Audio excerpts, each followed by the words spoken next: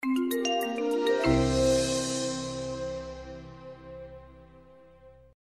everyone, thanks for joining us today for another exciting Talks at Google in our Los Angeles office. Hi to everyone on the live stream. Wish you were here with us today as we welcome Sam Tsui. Let's go ahead and give him a round of applause.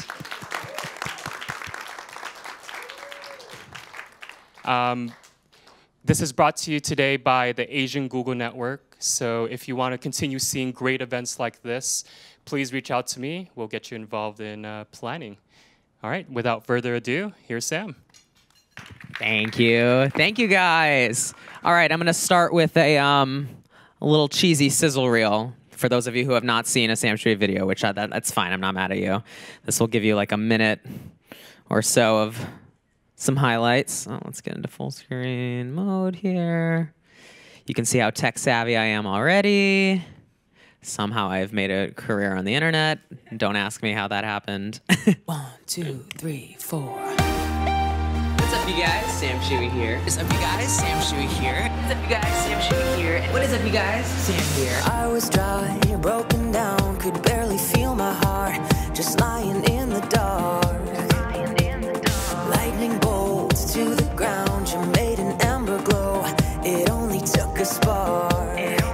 Now it feels like my walls are melting down, like a force of nature now.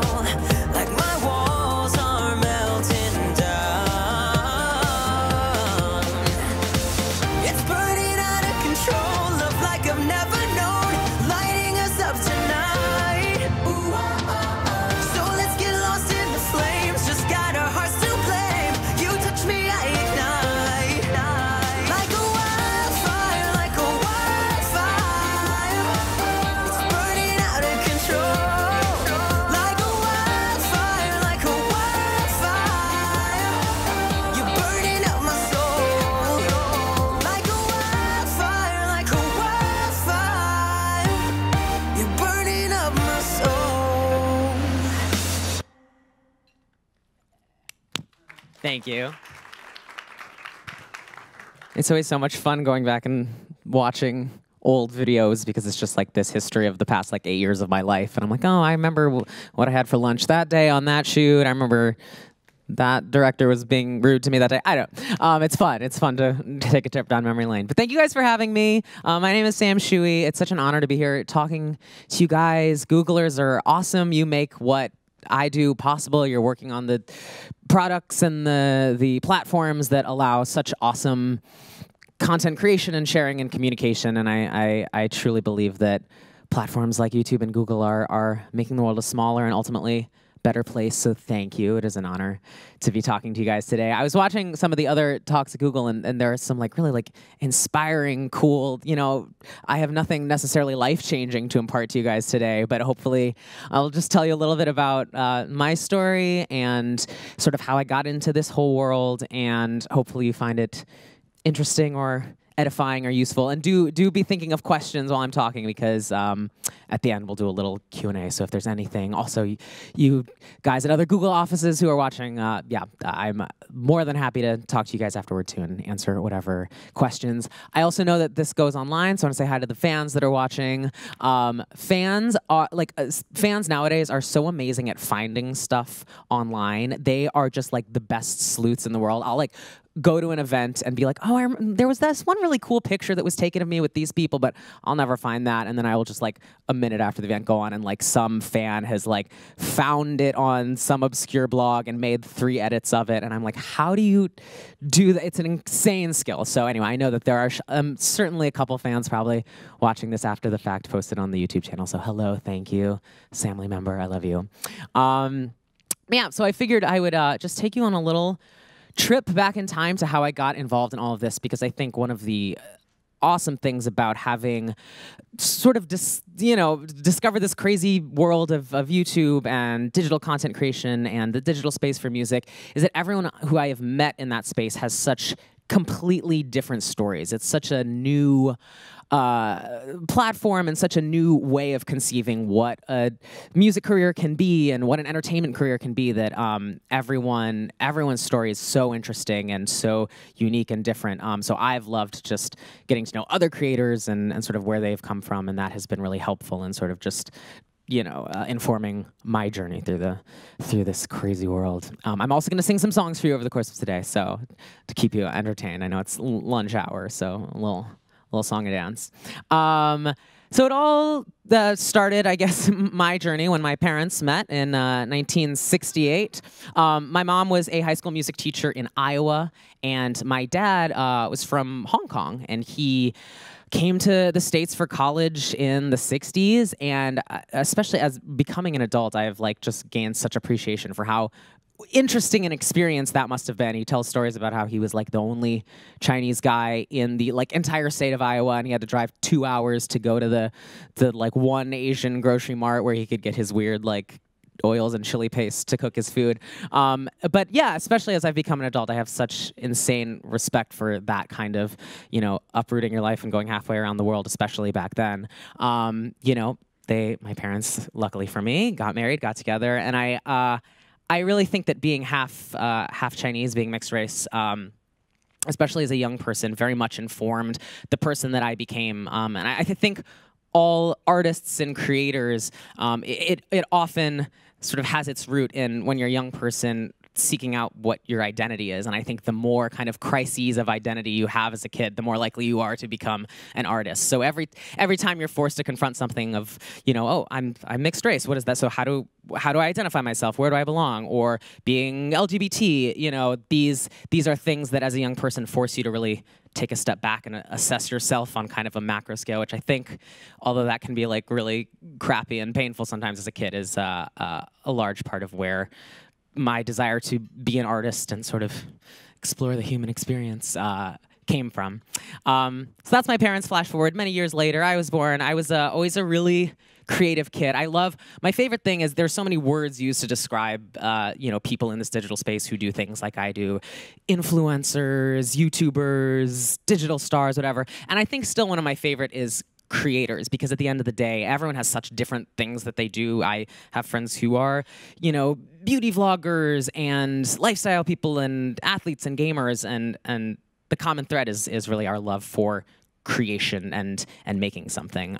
So as a kid, I made, oh my gosh, I was just, whether it was writing an original musical just to put on for my parents in the living room, or I went back home recently and found I had published by published, I mean printed on the computer 20 issues of the Tsui Times, a newspaper about what was going on in my life that no one was going to read. It was just, it's now sitting in my parents' closet. But I always had that just instinct to just make stuff, which I've really had to sort of reach back and reacquaint myself with now as a YouTuber, as a creator. But I always knew I wanted to perform. As I said, my mom was a high school music teacher, so I taught myself to play piano with her help. I learned to sing and eventually to start producing and writing my own music. And when I got into high school, I started doing choir and the musicals and all that stuff. So I always knew that I wanted to be an entertainer. I wanted to be a performer. But my vision of what a music entertainment career looked like at the time was totally different from what it ultimately has turned out to be, because there was no such thing at the time as a sort of this self-made digital personality creating your own content. Really, as a kid who wanted to do music, my idea of what that meant was I have to get discovered. I have to go on auditions, and I have to make sure I'm seen by the right people who will decide that I am worthy of being given a platform, and that I'm worthy of the money being put in to market me to this and that.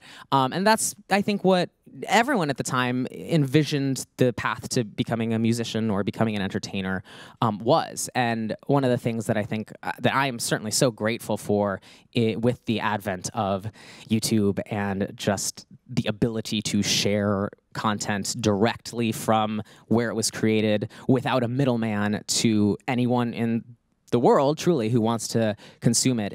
I really, ascribe all of what I've been able to do and what I've been lucky enough to be able to do to that ability. And I'll talk about this further, but I think especially for minorities, whether ethnic minorities, LGBT, anyone who has a unique, different voice that maybe 10 years ago, certainly if you were, say, trying to get into the music industry, the bigwigs might have said, oh, well, I don't know, we don't want to risk putting money in developing this artist because he's Asian, because he's gay, because he's short, because whatever it might be. So I think one of the things that people have truly responded to, and the YouTube and the digital space, is just the fact that you don't need someone to tell you that you are worthy of your creations being seen, and you can really find the people who want to watch that stuff and prove yourself, which is very empowering for young people and young artistic people. You can prove yourself that there is an audience for what you want to do, and I'm so grateful for that. So after high school, I went to college. I went to Yale, where I majored not in music, but in classical Greek, which I have not found to be incredibly useful. I enjoyed it. Nowadays, it's basically, I get to go to the Getty Villa and seem like a smartass to all my friends and an annoying know-it-all. That's basically the only time that my classics degree factors into my life. But I very much enjoyed it, and it was then in college that I started this YouTube thing, which was a completely sort of novel idea of using this as a platform to develop a brand and to launch, an entertainment career. YouTube was, at the time, so different, such a different landscape. It was more cat videos and home videos and things like that, which, hey, I love a cat video. There are still many cat videos that I watch on the daily. No shade to cat videos. But there just weren't as many people, and there were no precedents of people who had, taken to YouTube to create quality content specifically for that platform, and use that kind of as a launching pad to achieve what you want. So I teamed up with my friend Kurt Schneider, who was also at Yale and who actually weirdly happened to have grown up down the street from me. We went to the same elementary and middle school as well. But we knew each other from back in Philly, got together at college. He was interested in production. I was obviously interested in just getting my music seen by as many people who wanted to see it. So we figured, hey, this could be a cool, interesting way to have, to extend our reach a little bit. Obviously, we had no idea exactly how much it would be. But yeah, often in interviews I'll get asked, "Oh, did you have this whole master plan when you first started posting videos?" And the answer is no. No one could have imagined exactly what the digital space for music and entertainment would have become. But we definitely did it with the goal of, hey, I want to be a musician. I want to do this. I want to have my voice heard. So it seemed like just a interesting, exciting new platform to maybe get my work seen by maybe a couple degrees removed from people I knew. So we posted our first videos and they got maybe 100, 150 views or something. And at the time you're like, okay, I think I know like 150 people. So these are probably just like the people I know. This is my immediate circle.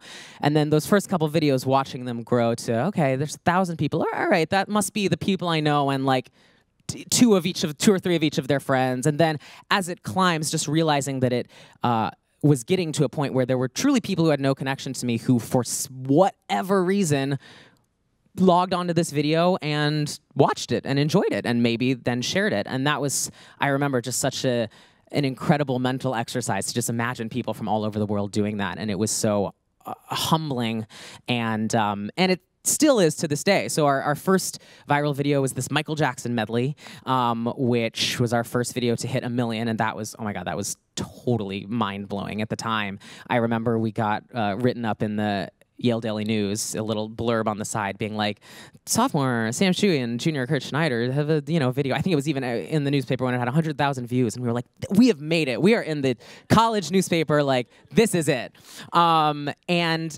And the beautiful thing about sort of the lack of expectations we initially had was that everything that happened was such a crazy windfall. We eventually got to go on Oprah and Ellen and World News Tonight and started showing up in blogs and being written up. And it was such a joy, and it was so mind-blowing that simply making something in your own little dorm and posting it online could even have that kind of life and that kind of traction. So that was really special. And then at that point, we sort of made the decision, to take that and turn it into something else. And that's the thing I think that, separates, sort of one-hit wonder viral video from the people who have actually sort of become content creators. So we're like, look, okay, there's a power here, and it's incredible, and it's thanks to this amazing platform and amazing fans around the world who want to consume good content. So yeah, it was like if we can do this consistently, if we can really be smart about building a brand and making people expect and come to expect exciting, interesting, creative, different music, I think we could have something here. And the rest was sort of history. I'm going to sing a song for you now. I've been talking too long. I'm going to bring up my amazing guitarist and very good friend, Jason Pitts. You saw him probably in several of those little clips that I played.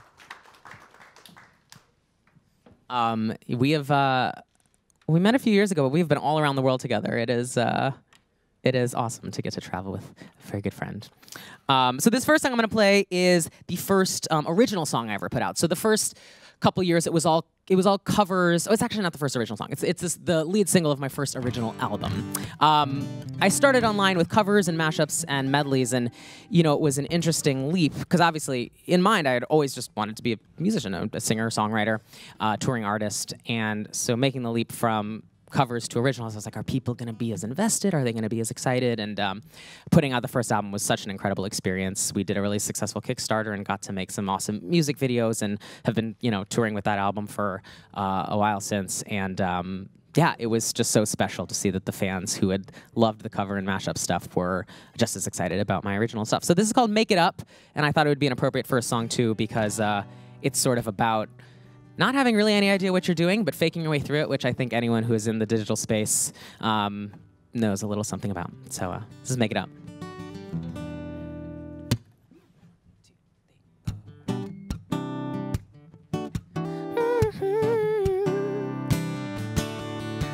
Oh, little vamp. Does it look like I've got everything under control? I'm good at faking it. The ice is getting thin, but I'm the only one who knows. I'm only making it up on the way. Just play it cool and take it day by day. Do what I can, and if they ask me, I say, ain't no big deal, I got it all worked out. I got a little confession, I don't know what I'm doing, but if you want, you can play along. Maybe I'll wait to find that I went and blew it, but till I do, I'll keep going strong. I make it up as I go. Whoa, whoa, whoa. I make it up as I go. Oh, oh, oh, still haven't gotten it wrong.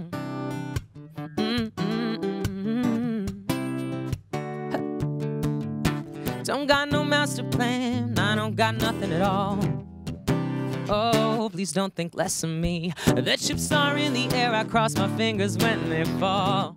And make the best of each hand I get played. Stay on my toes and take it day by day. Do what I can, and if they ask me, I say, ain't no big deal, I got it all worked out. I got a little confession, I don't know what I'm doing, but if you want, you can play along. Maybe I'll wait to find that I went and blew it, but till I do, I'll keep going strong. I make it up as I go. Oh, oh, oh, oh, oh. I make it up as I go. Oh, oh, oh, still haven't gotten it wrong.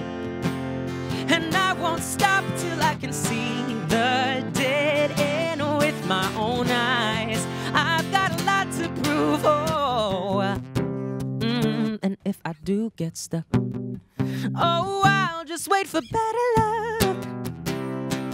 And if it never comes, I'll make it up. I got a little confession, I don't know what I'm doing, but if you want, you can play along.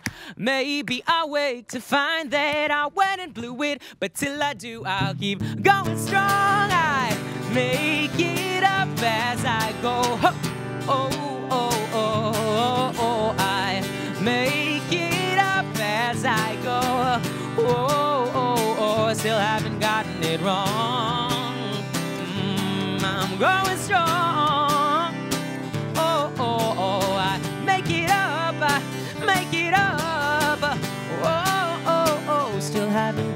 it wrong.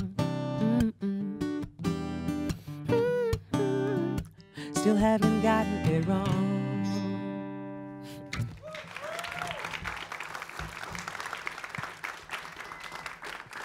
Thank you, thank you. Yeah, so that was off my first original album called. Am I good using this mic, by the way? I realized we were sound checking with that one. Awesome. I'll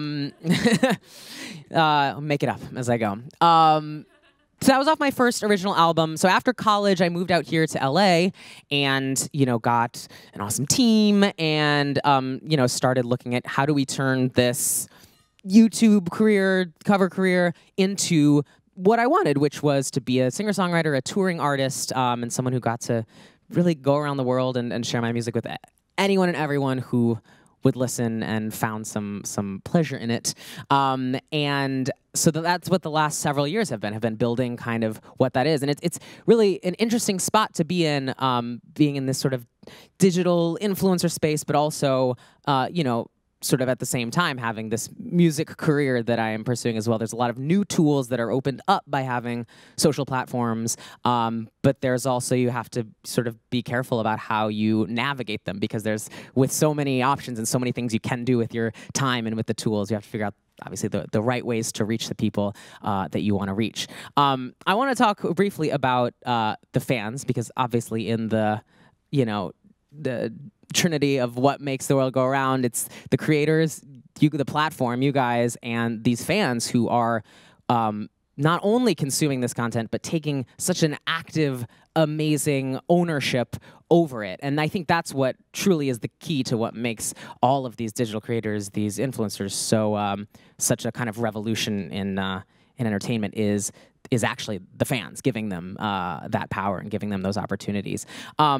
One thing that I try to constantly remind myself about my fans is that being a fan in many ways is first and foremost a form of self-expression. I think it's easy to sort of think of fans as these passive people who are consuming the content you make, and that everything is kind of going in one direction. But I think it's not the boy band One Direction, a single direction. But I always continue to remind myself that at the end of the day, when you're someone's fan, we're all fans of different artists and different people.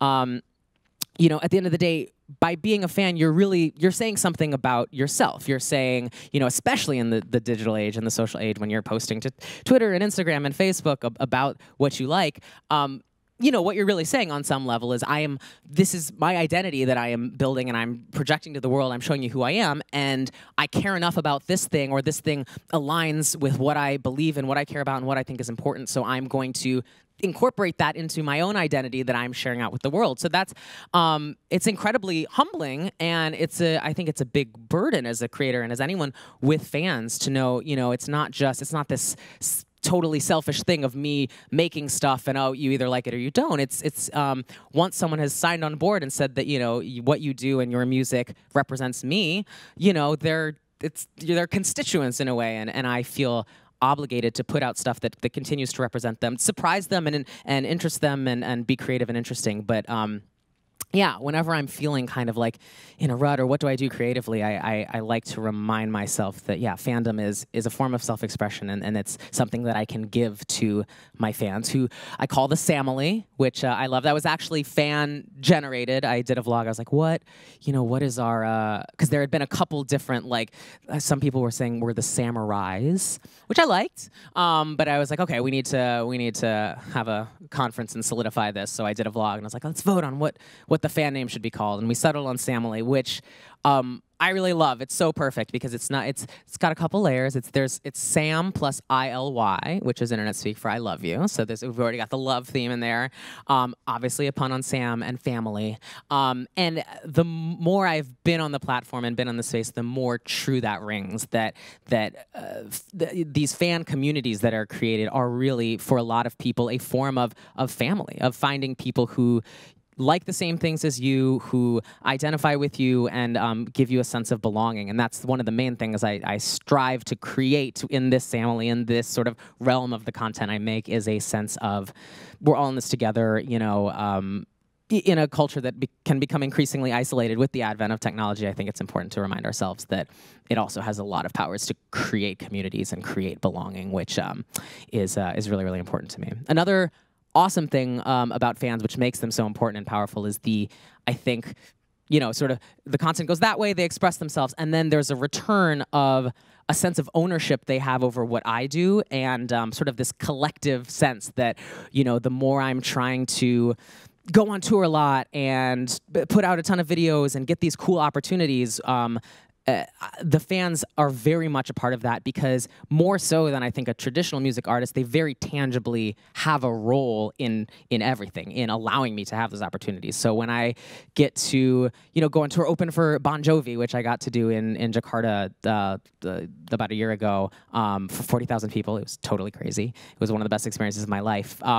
But every time they get to see me doing something like that, it's not just, oh, this person I really like their music got to do this. It's as fans in the digital age, they truly have an ownership over that success, because it was the fans sharing the music and incorporating it into their life and their world and their friend group that is opening these doors and allowing for it. So it really is our collective victories every time I get to do something really cool. And I think that's what makes fans of digital musicians and digital creators all the more strong, because they're super invested, and it's a lot harder to sort of fall out of that sense of investment than just sort of passively like, oh, I like that song on the radio. I guess I'm a fan of this person. But when you've actually seen the journey from start to finish, I think it's impossible not to have more of a visceral connection to those people. One thing I was going to say, I was seeing the journey from start to finish. One of the best and worst things about the way that content creation happens on YouTube. Obviously, it's a volume game. There's going back to make those reels and stuff. I'm like, oh my god, I've made so many videos. There's so much of me on the internet, and it's also so funny that it sticks around in a way that it is so crazy to me. I like going to source some of those clips of the older videos. I'm like, I haven't seen this video in 3 years since I made it, and I read the comments and this and that, and then I'll go back and I will see that there's a comment from an hour ago of being like, oh, I love this. So it's interesting that while I think of my sort of progression and my content creation in this linear way, it's like, okay, 3 years ago I was doing this, and now I'm doing this.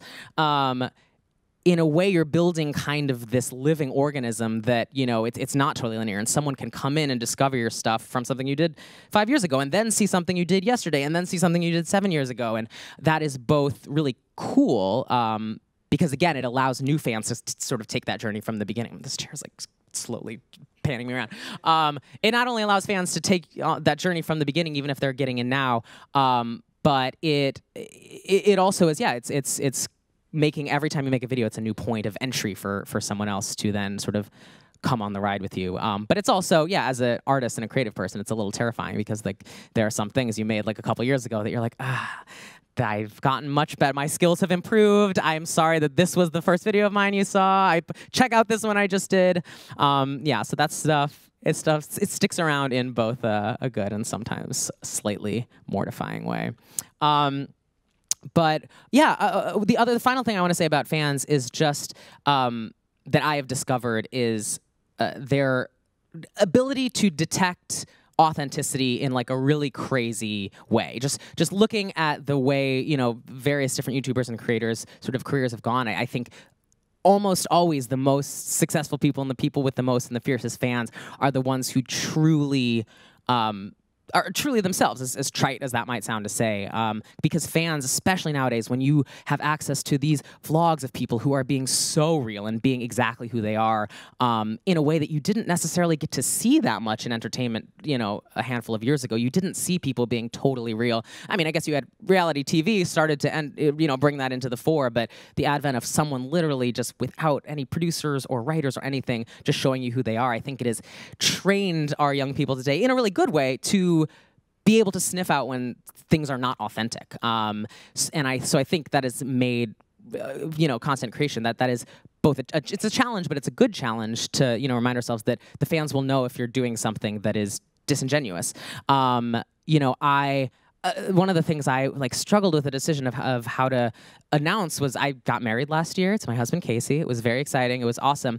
But when I first started on YouTube, I hadn't said anything about my dating life. I was a musician, and at the time I wasn't as big on social media, so I was like, this is not relevant to what I do. I just put out music. And then as the years went on and I started to do more vlog style content, it had become this thing I just never really talked about. And then I was like, this is weird. I've been out since I was, 18, and I was like weirdly felt like I was like back in the closet online, and I absolutely hated that, especially as I started doing more lifestyle vlog stuff. So I was and yet I was weirdly nervous when I posted the video saying just like, oh, this is my boyfriend, we got engaged, this and that, which obviously was very exciting. And in my personal life, I could have cared less about. I was definitely not in the closet or anything.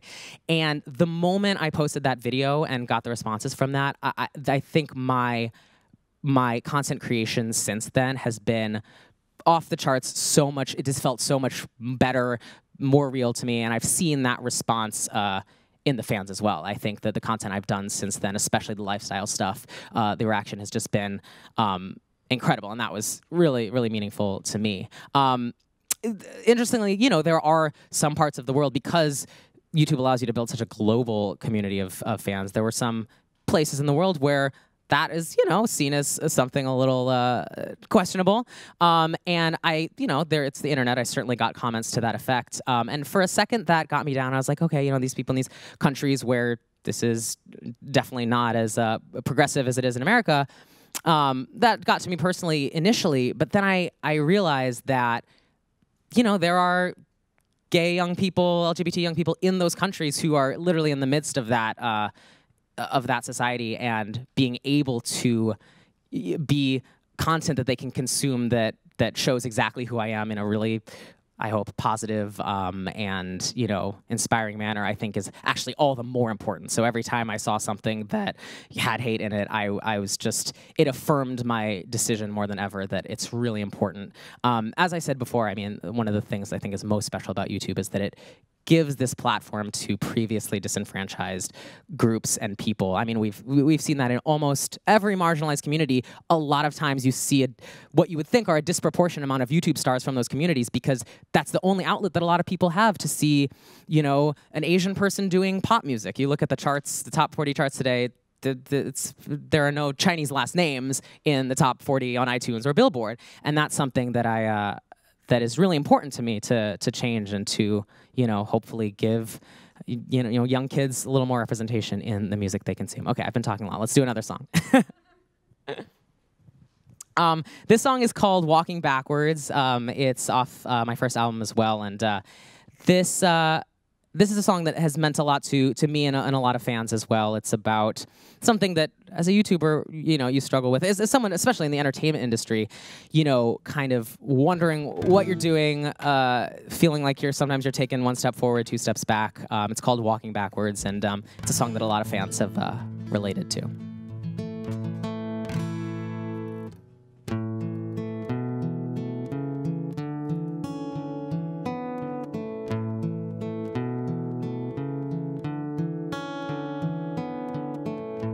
Watching the ground, I swear I've seen these streets before. I gotta turn it around. I don't wanna be here anymore. Gotta change the way I've been facing, spending all my time retracing old scars. So far from where I wanna be, don't walk with me, 'cause I take one step forward and two steps back. I'm headed the wrong way on the right track, like I'm walking backwards, like standing still would be faster,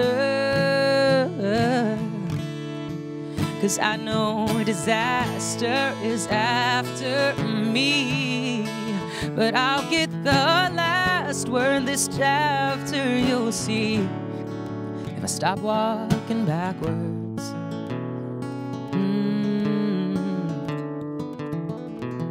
Staring ahead, tell my feet to follow, but they're just reversing instead. Wouldn't you think that I'd know by now? This is all too familiar. Who knew deja vu could kill you? Oh no, here I go. It all repeats, don't follow me, 'cause I take one step forward and two steps back, like I'm headed the wrong way on the right track, like I'm walking backwards, backwards, like standing still would be faster. 'Cause I know disaster is after me, but I'll get the last word this chapter, you'll see, if I stop walking backward.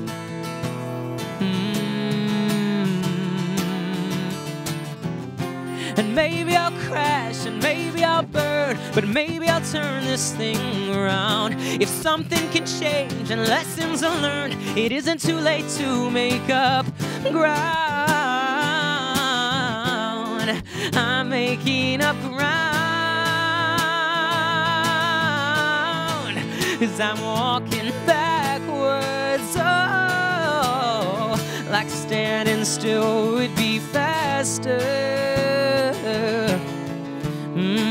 'Cause I know disaster is after me, but I'll get the last word this chapter, you'll see, if I stop walking backwards. If I stop walking backwards.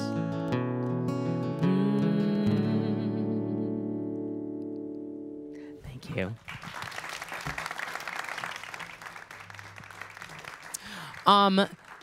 Finally, I know I'm running out of time, but I just want to close up with sort of what I'm working on next and what's on the horizon. As I said, it's sort of navigating this hybrid new career. There's no really guideway for it, which is both exciting and a little scary, of, you know, having all these digital tools at our discretion, but wanting a music career and wanting to perform and tour.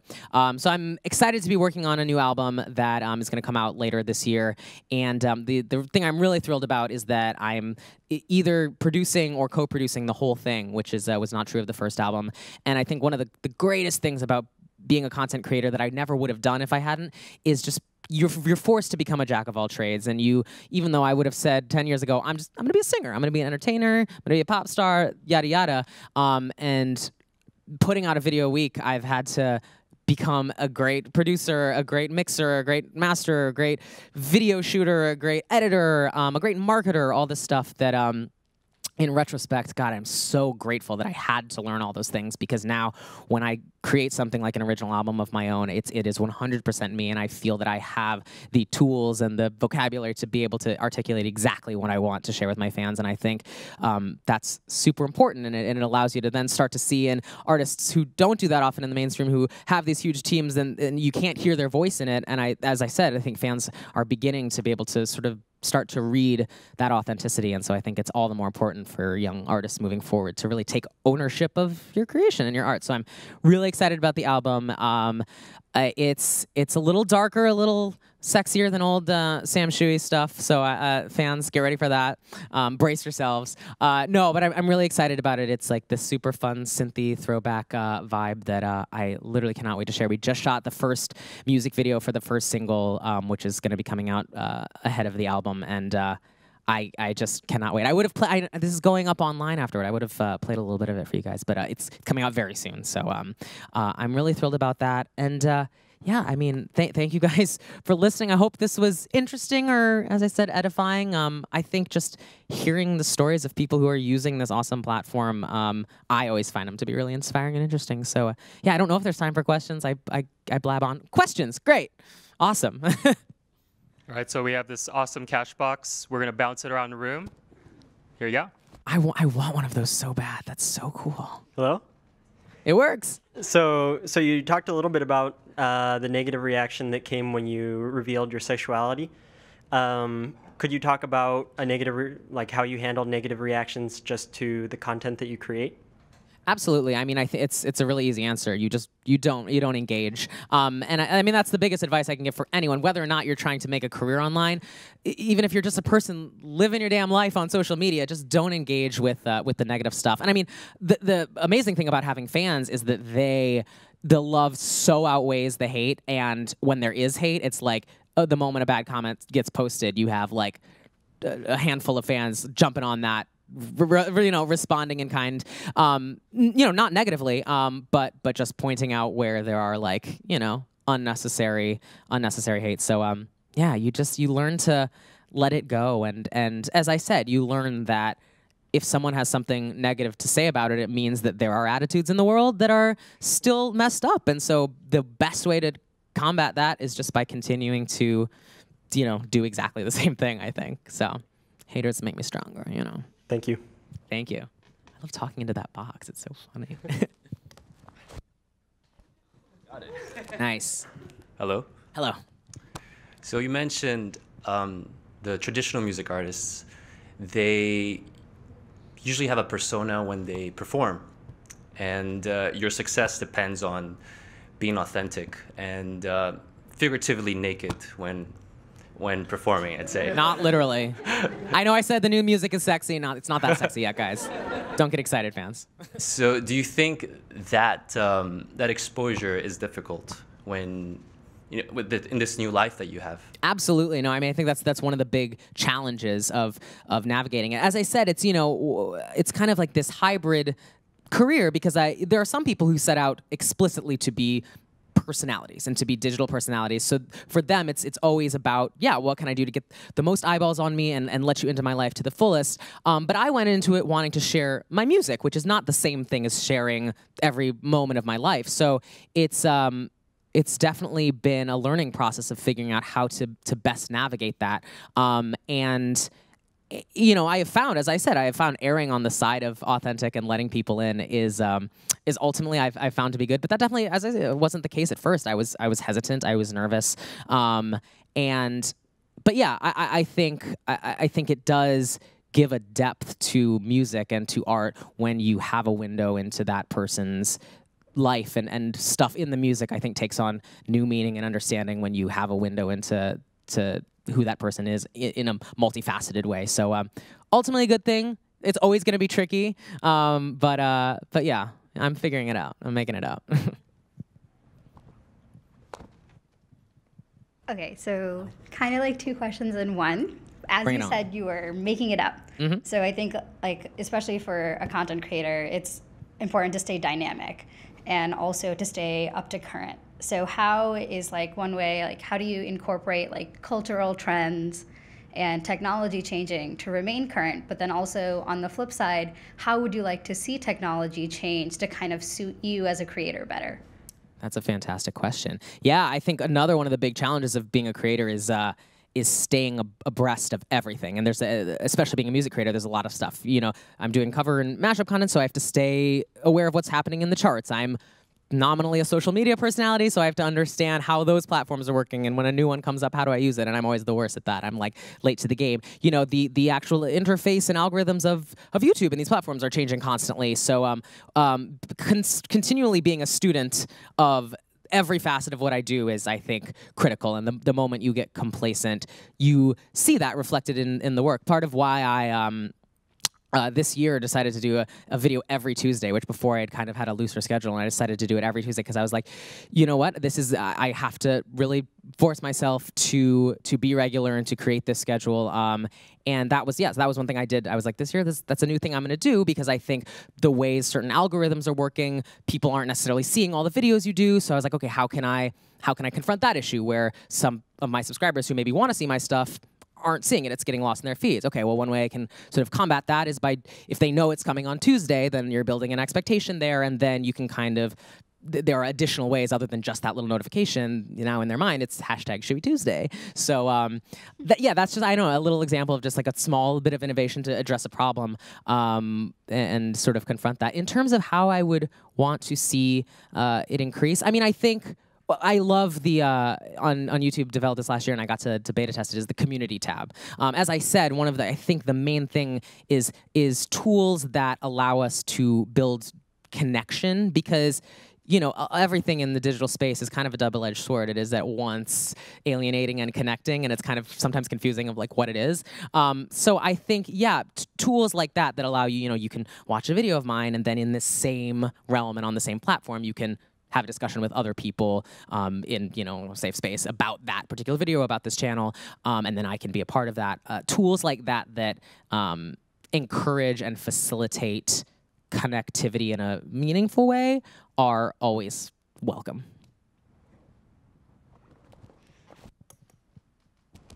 Hello.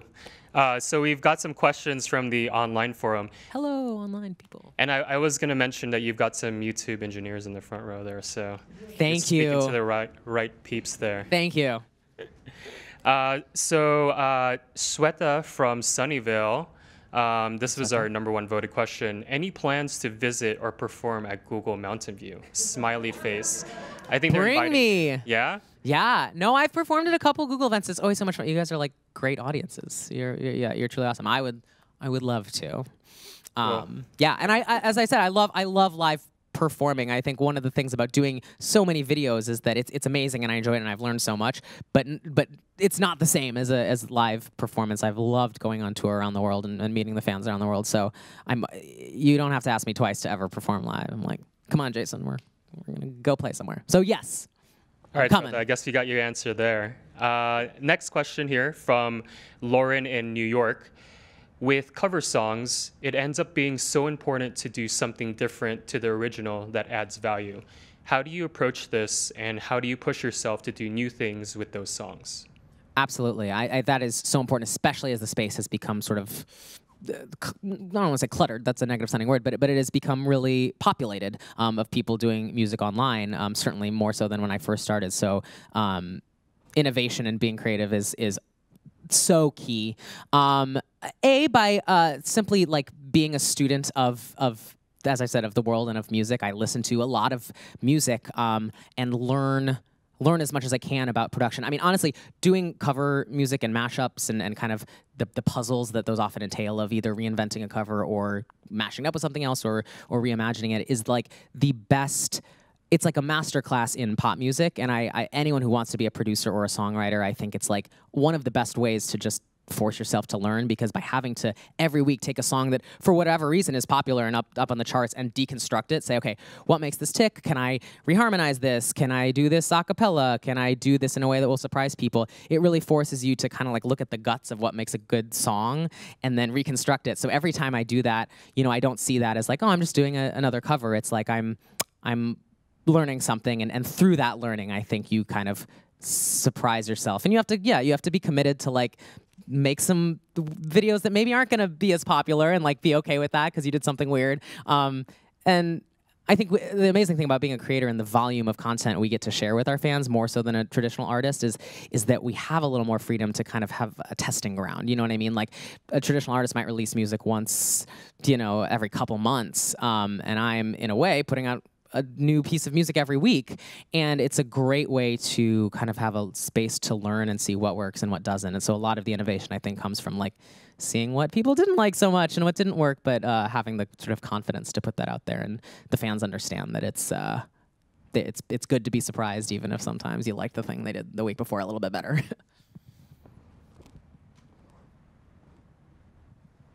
Questions? Yeah. Hi. Can you talk a bit about your musical influences, both from your past and like from current contemporary music? Absolutely. I grew up listening to like two things: musical theater and like 80s music. So I gained from those two genres an appreciation for like all things like unabashedly just epic and kind of ridiculous and earnest. I mean, that's when people ask me to describe like what's the tone of like your songwriting or whatever. And just like your persona in general, I one sort of core of mine is being earnest, and I think a lot of contemporary pop artists, for a while, it's been in the other direction. It's been who is the coolest and most aloof and most unattainable and mysterious, and obviously an element of mystery in music is great and it's important. But I have always been of kind of the opposite school. I'm gonna give you all of me on stage and be totally real and earnest. And so that's all my music, whether it's a up-tempo song, a fun song, a slow song. I want to tell stories that feel relatable and real and not sort of cultivate some kind of like I'm cooler than thou. So in terms of music that is inspiring me a lot right now, I've been listening to a lot of like Brooklyn synth pop, because it has that kind of 80s throwback thing, and there's like a lot of that kind of fun funk electro finding its way into the new music, which again, now that I'm producing all of like or co-producing all of the stuff, it's definitely a lot more me and exactly what I want. So I'm really excited about that.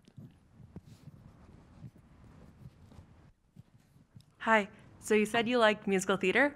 Love it. I've like always wanted you to do musical theater covers on your channel, and I can't remember you doing any. I But just, might have done- I just did Beauty and the Beast with my Oh. husband. I mean, that's kind of music. It's cheating musical theater. It's Alan Menken. Yeah, you know what? I haven't. I've gotten some potential like offers and stuff from Broadway stuff, which I've always want to eventually go back and do that. Because when I was in college, as I said, I majored in classical Greek, but I'd planned on pursuing music via musical theater. So I did all the shows at Yale, and yeah, I know I need to. I really want to go back. And when the right role comes around on Broadway, I'm like so there. I was listening to a Dear Evan Hansen cover of Waving Through the Window the other day, It's a good and song. when I like heard you were coming, I'm like, you know, that would I probably love Dear Evan Hansen. Yeah. go really well with your voice. Yeah, and especially a lot of new musical theater stuff of the last 5-10 years is like basically pop. You know, it's like very pop musical theater. So yeah, okay, I will take that to heart. I'll need to do some musical theater stuff for sure. Oh. Oh, was someone else have a question? Sorry. I guess, I mean, I've been following you two for a long time now. Thank you. And I've been wondering, so are your plans to just become a big YouTube star or to become like a big pop star, like someone who's just on charts? More like, I guess how you were saying, like people are more impersonal nowadays. Yeah. But then at the same time, you still want to show like, you want to have an Asian presence and more of an LGBT presence Absolutely. on the charts. Yes. So what are your plans? Absolutely. Well, I think like the amazing thing that you've been seeing in the last just couple years is that it's not necessarily one or the other, and I'm definitely not pursuing one or the other. I'm not trying to be the biggest YouTube star ever, and I'm not trying to be a pop star who is aloof and doesn't have a, doesn't let people in and is So what ideally I want to have sort of a hybrid of the two. Look, I want to scale what I'm doing up. I want to go to tour for as many fans around the world as I can. I want to be on the charts. I want my music and my message, and as I said, my visibility to be as big as it can. And that's obviously easier said than done. But I think with the new music, I'm on the way to that. But I think the pop star of the future is a YouTube star. You know what I mean? There's not. In the next couple of years, I don't think there's going to be a distinction. I mean, you see traditional artists who are clamoring to get sort of a digital life and get their YouTube channel up and going because that's become such an integral part of the ecosystem of how people are discovering music, how people are consuming music. So yeah, it's to scale what I'm doing and hopefully be a part of the wave of breaking down the barrier between those two things and becoming the hybrid.